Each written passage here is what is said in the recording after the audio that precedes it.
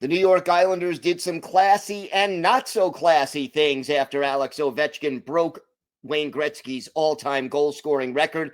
We'll talk about that and preview tonight's game against the Nashville Predators next on today's Locked On Islanders podcast.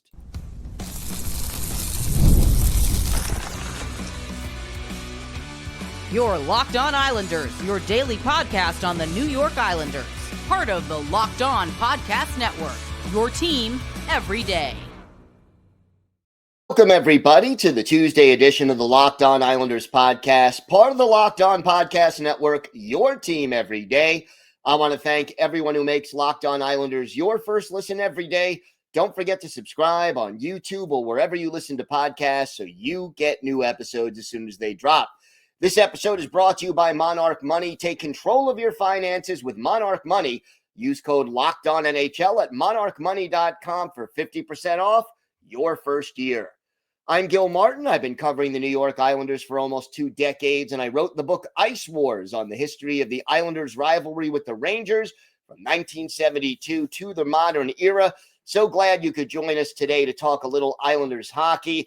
We're going to talk about some classy and not so classy things that happened after Alex Ovechkin broke the all-time goal-scoring record against the Islanders on Sunday. We'll talk about a little issue about the Islanders' prospects, good news and bad news there, and we'll preview tonight's game against the Nashville Predators. Let's start with what happened after the record was broken on Sunday as Alex Ovechkin passed Wayne Gretzky. And I think, as I said, everydayers will recall yesterday, I said that I think the league and the Islanders, for the most part, handled this extremely well. Yeah, the 45-minute or so interruption of the game was a little frustrating, but I think it was, in the end, appropriate. Would it have been more appropriate if it happened at a Washington Capitals home game? Yes. But this goes beyond just the hockey game and goes just beyond any one team. This was Alexander Ovechkin breaking the all-time NHL goal-scoring record.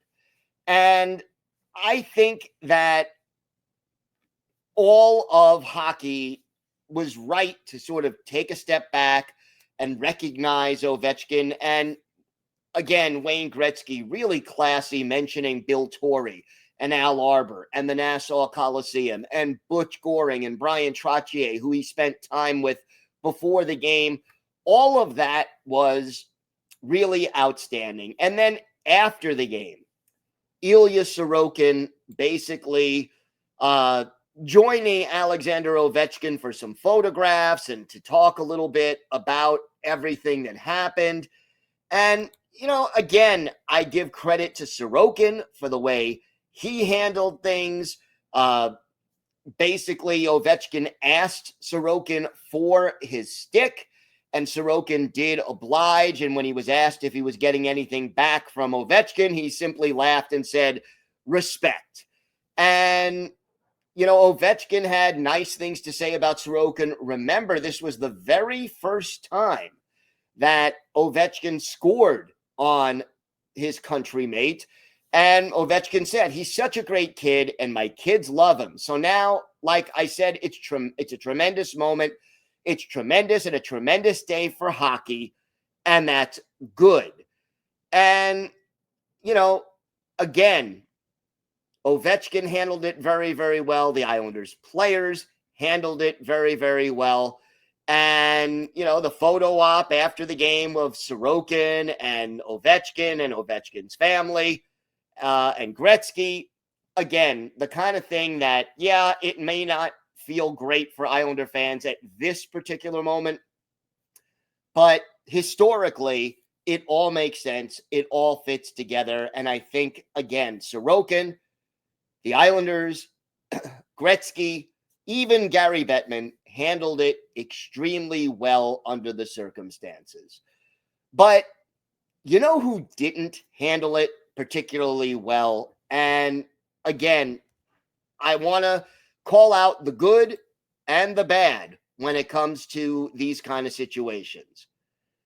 In a move that just smacks of greed and kind of silliness, the New York Islanders wanted to charge fans who attended the game on Sunday $45 to print their e-tickets and make them into actual physical tickets.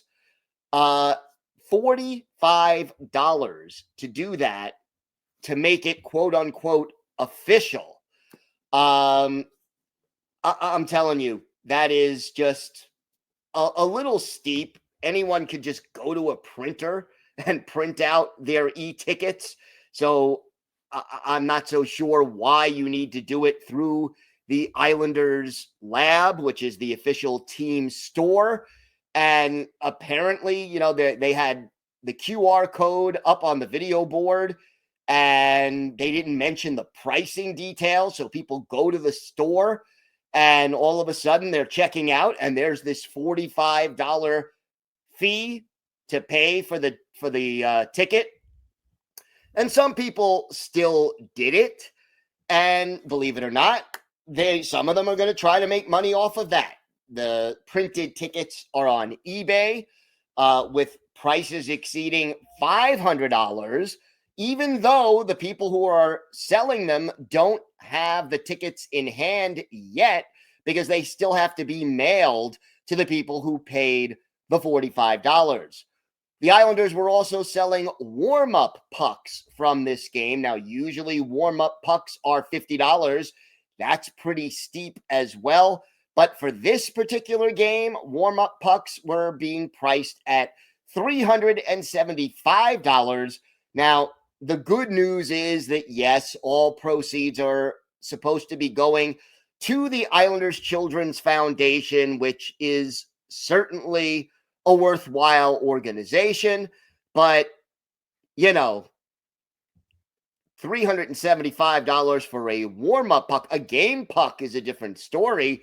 But, you know, the warm-up puck and $45 to print your ticket. Again, I am all for memorabilia and things that help you remember a game that you attended and a magic moment. Used to be, when tickets were actually physical tickets, that you actually just kept your ticket stub after they let you into the arena. So, you know, having to pay again $45 for them to print out your ticket on top of the exorbitant prices that were being paid on the secondary market just to get into the arena, it just kind of rubs me the wrong way. I'm all for, you know, capitalism, but don't be taking advantage of people. And I think the way this was done by the Islanders organization is really just taking advantage of people. And, you know, go print it out on your printer at home. I don't see why it has to be done through the Islanders lab or team store. It just really doesn't make a whole lot of sense. So on the ice overall, and after the game overall, the way the Islanders players and organization and the NHL handled this day, I think it was great. I think it was well done. It was respectful. It was appropriate for the moment. But, you know, charging $375 for game pucks and $45 to print out your ticket, kind of, you know, not what I had in mind when it comes to commemorating this magical event. So you take the good, you take the bad, right? And I think overall the league and the Islanders grayed out well, but taking advantage of fans who already paid far too much money on the secondary market to get into the game, you know, just not feeling that. Let's put it that way.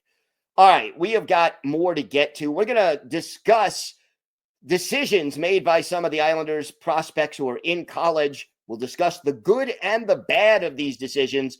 We'll preview tonight's game against the Predators. And for our Islanders birthday of the day, a defenseman who played for the Islanders in the mid to late 90s. Let's see if you can guess who that is. All that and more on today's Locked On Islanders podcast. Today's episode is brought to you by Monarch Money. Ever check your bank account and wonder where did all my money go? Between dining out, online shopping, and entertainment, it's easy to lose track. That's where Monarch Money comes in, your personal CFO, giving you full visibility and control over your finances. Monarch Money isn't just a budgeting app, it's a complete financial command center. You can track all your accounts, investments, and spending in one place, so you stop just managing your money and start building wealth. When I started using Monarch, I realized just how much I was spending on food delivery. Now I budget smarter and save more. Instead of juggling multiple apps, you can use Monarch to check your finances, track spending, and even plan long-term goals. So take control of your finances with Monarch Money. Use code LOCKEDONNHL at monarchmoney.com for 50% off your first year. That's monarchmoney.com, code LOCKEDONNHL for half off your first year.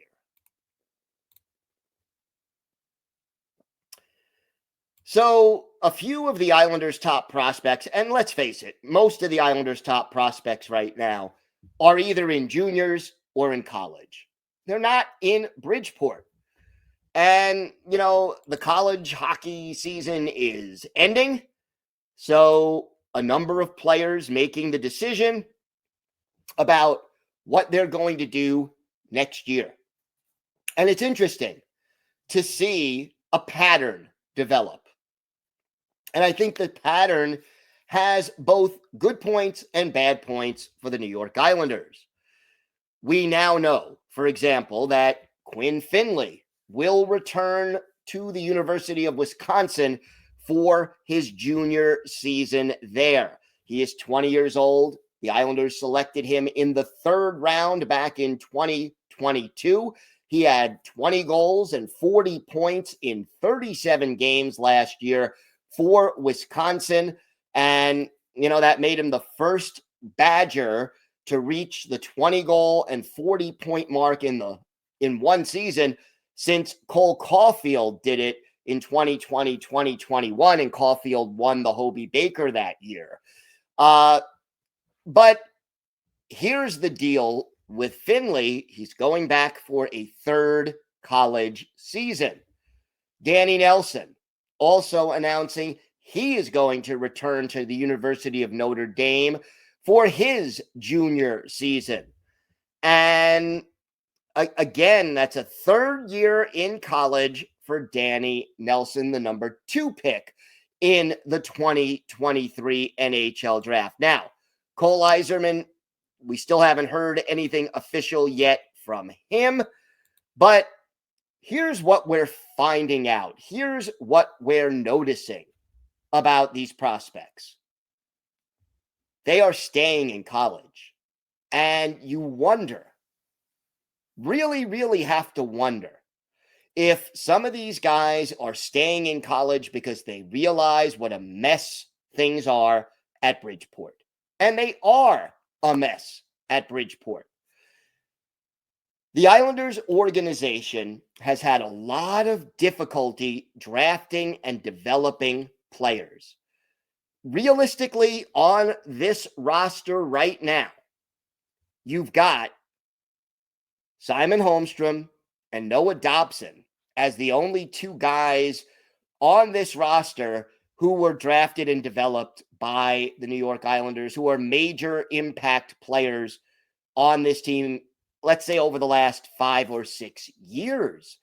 And, you know, none of these Lou Lamoriello draft picks are making a big impact.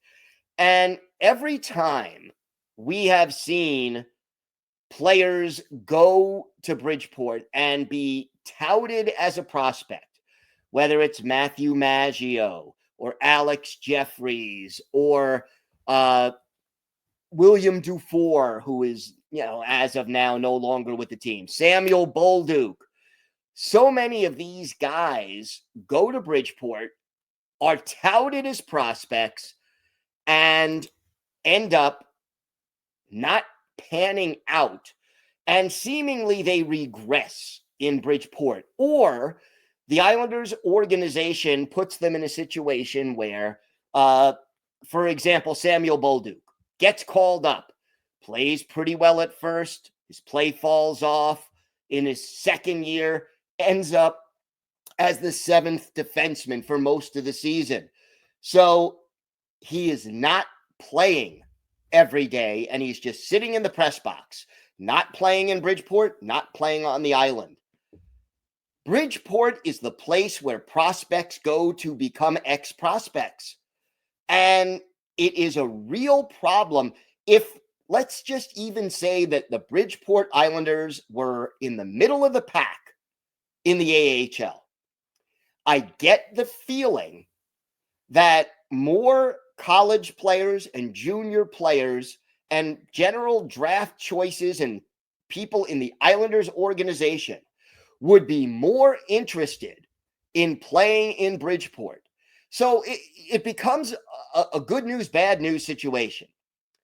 The good news is these players are staying in college. And I think based on how messy things are up in Connecticut right now with the Bridgeport Islanders, that's the wiser decision for their development as players. If you say to me, Cole Iserman is either going to return to school for his sophomore year or he's going to play next year at Bridgeport, which do you think is better for his future? I'm going with sticking in school because Bridgeport just isn't a good atmosphere right now. They are not just bad, they are historically bad. And I can handle an AHL team that doesn't win a lot of games. That doesn't bother me. You want them to win, but winning is not the number one thing that an AHL team seeks to do. The number one thing an AHL team needs to do is take your draft picks and your prospects and get them ready to play in the NHL. And we saw Isaiah George come up and do pretty well for the first 15 games or so before he fell off. Mark Gatcomb has come up and, again, played pretty well since his recall. But, Mark Gatcomb, yes, he was playing at Bridgeport. But, is he someone who would be considered a prospect at this point? I would say no. He's undrafted, spent 4 years at the University of Connecticut. He's already 25 years old. He'll be 26 this summer. I hope he's back with the team next year. But yeah, playing 35 games at Bridgeport, but prior to that, he was in the Canucks organization playing for their AHL affiliate in Abbotsford. But, it sort of got him ready to play the way he's played this year for the Islanders. And he's now played, believe it or not, 33 games for the Isles. But he is not someone who was considered a prospect that we developed and drafted. So, yeah, you've got guys who can step in and give you a short-term game, and that's a positive from Bridgeport.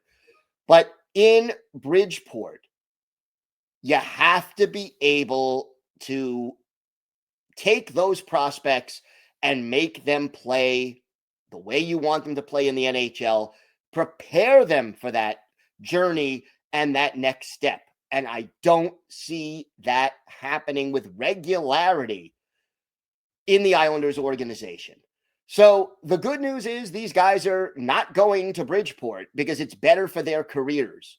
The bad news is that they're not going to Bridgeport because it's better for their careers. You don't want your farm team, your number one farm team, your AHL affiliate, to be a black hole for prospects where nobody gets out. Everything just gets sucked up in it and it just disappears. That is not what you want, and that is pretty close to what we've got right now for the New York Islanders. So, look, this organization needs to clean these things up. They need to revamp their scouting. They need to revamp their development, and they need to improve the way their AHL organization runs. And again, I can handle losing at the AHL level. if the players you put into that team come out better on the other end and are ready to play in the NHL. I'm just not seeing that right now. And it is something that has and will hurt the New York Islanders in the future if they don't fix it. You get stuck in the muddy middle when you don't have any NHL ready prospects. And the Islanders right now, most of their top prospects, whether it's Kallio Delius or Cole Iserman or Danny Nelson, are at least 2, maybe 3 years away from NHL readiness. And there is this huge gap of just nothing there for this team right now. And that has to be fixed so it doesn't keep happening. Hopefully it will. Again, I think organizational changes are needed to make that happen, but we'll see if the Islanders actually do it. We have got more to get to on today's show. We will have our preview of tonight's game against the Predators. We'll see what it takes to beat Nashville and keep the Islanders' slim playoff hopes alive. Plus, we'll have our Islanders' birthday of the day. All that and more on today's Locked On Islanders podcast. Today's episode is brought to you by Indeed. You just realized your business needed to hire someone yesterday. How can you find amazing candidates fast? Easy. Just use Indeed. When it comes to hiring, Indeed is all you need. Stop struggling to get your job post seen on other sites. Indeed Sponsored Jobs puts your post at the top of the page to help you reach the right candidates faster. I've been in that spot where you need to hire like yesterday while the pressure is on, and every day without the right person is a setback. That's exactly where Indeed Sponsored Jobs come in handy. They make sure that your post is seen by the right candidates right now. Now you can speed up your hiring process with a $75 sponsored job credit. Just go to Indeed.com/lockedon right now and support our show by saying you heard about Indeed on this podcast. That's Indeed.com/lockedon. Terms and conditions apply. Hiring, Indeed, is all you need. So the Islanders' playoff hopes remain slim. And, they didn't get a lot of help Sunday night with Montreal continuing to win. So the Islanders have 6 games left, including tonight, and they remain 7 points behind the Montreal Canadiens with no games in hand. Now, keep in mind, Detroit is in Montreal Tuesday night, 7 o'clock Eastern time. So an hour before the Islanders face off against the Predators in Nashville. Worst case scenario for the Islanders, this game goes to overtime or a shootout and both teams get points. Both teams are now ahead of the Islanders. According to Money Puck, before we know the outcome of the Rangers game on Monday night, and the Rangers were losing, but the Islanders have a 2.6% chance of making the playoffs as of Monday evening. It is a long shot for sure. And maybe they are catching the Nashville Predators at the exact right time. Why? Well, how's this? The Nashville Predators have now lost 6 games in a row. They are dead last in the NHL in goals scored. They are 25th in the league in goals against.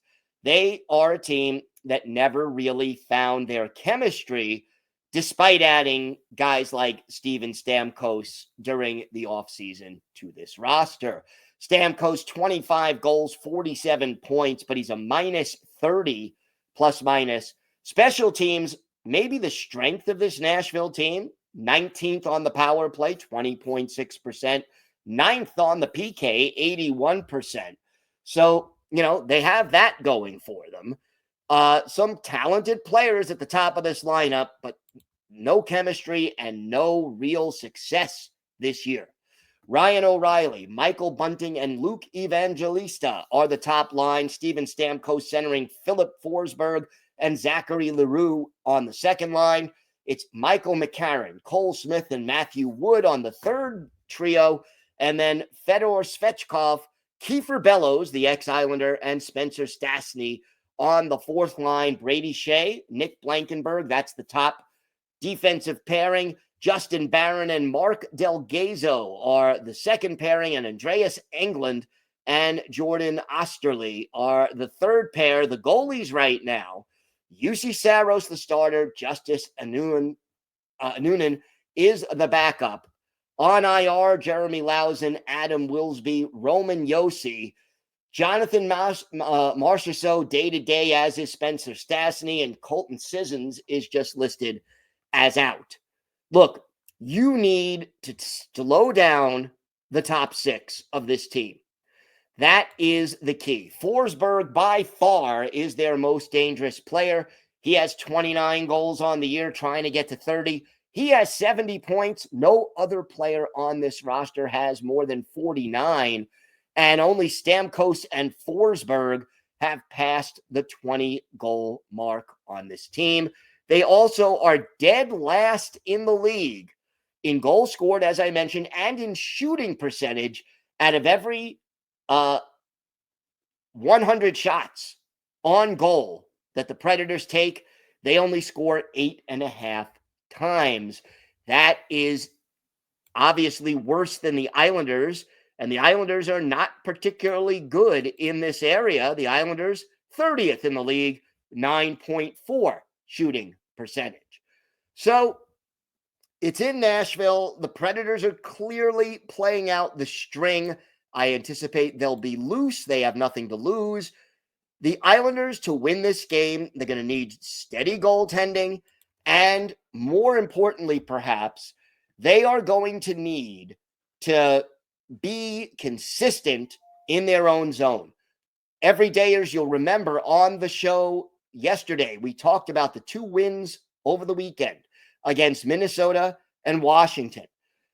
Zone exits are a big reason why the Islanders were successful in those 2 games, not giving up as many high danger chances.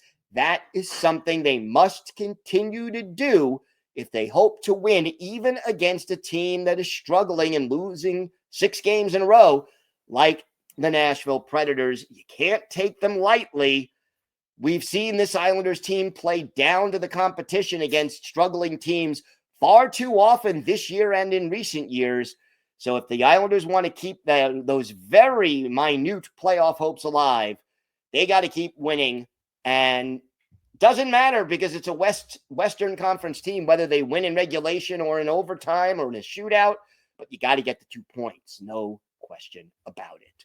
Time now for our Islanders birthday of the day. And Sunday was the 60th birthday of former Islanders defenseman Gerald Diduck, the Sherwood Park, Alberta native, 6'2", 200 pounds, first round pick of the Islanders in 1983, 16th overall.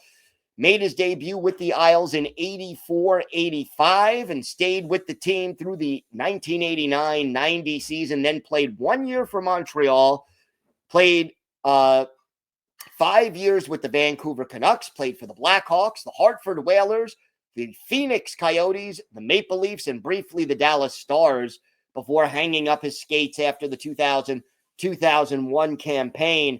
Diduck, 932 career NHL games, 56 goals, 212 points, 1,612 penalty minutes, add 8 goals and 24 points in 114 playoff games.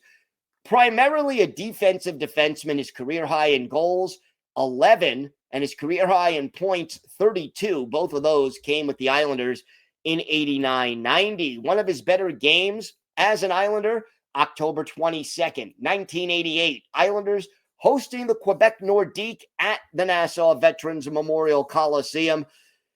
Bob Mason, the starting goalie for Quebec. Billy Smith is the Islanders netminder.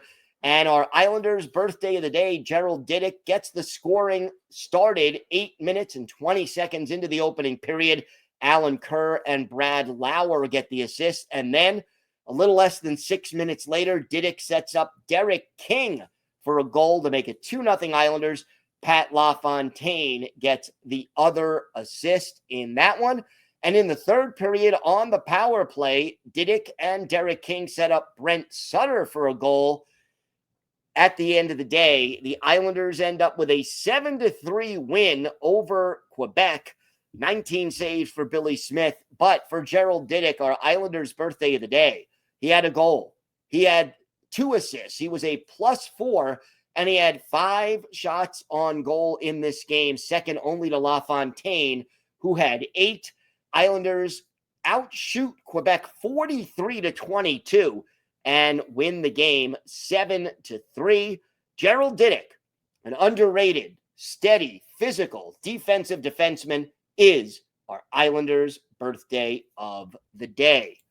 I want to thank you for making Locked On Islanders your first listen today. For your second listen, check out the all-new Locked On NHL Game Night. Every game, every night until the Stanley Cup champion is crowned.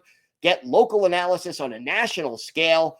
Find NHL Game Night on Locked On NHL on YouTube or wherever you listen to podcasts. It's part of the Locked On Podcast Network, your team every day. If you have a question, a comment, maybe a topic you'd like us to discuss on a future episode, email us at lockedonislanders@gmail.com. And if you leave your first name and where you're from, we're happy to mention you on the show when we discuss whatever's on your mind. You could follow the show on X at Locked On Isles. And you can follow me, Gil Martin, on X at Ice Wars, NYR, VSNYI. We'll keep you up to date on all things Islanders all year long.